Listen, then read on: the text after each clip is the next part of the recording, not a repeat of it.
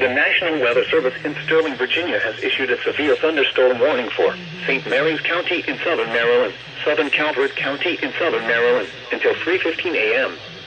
At 2:18 a.m., severe thunderstorm was located over White Point Beach, moving northeast at 55 miles per hour. Hazard, 60 miles per hour wind gusts and quarter-size hail. Source, radar indicated. Impact, damaging winds will cause some trees and large branches to fall.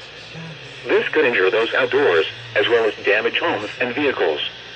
Roadways may become blocked by downed trees. Localized power outages are possible. Unsecured light objects may become projectiles.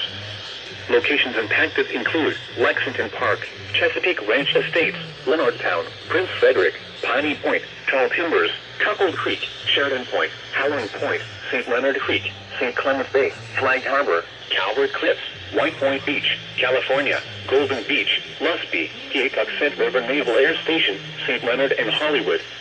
A tornado watch remains in effect until 4 a.m. Eastern Daylight Time for southern Maryland.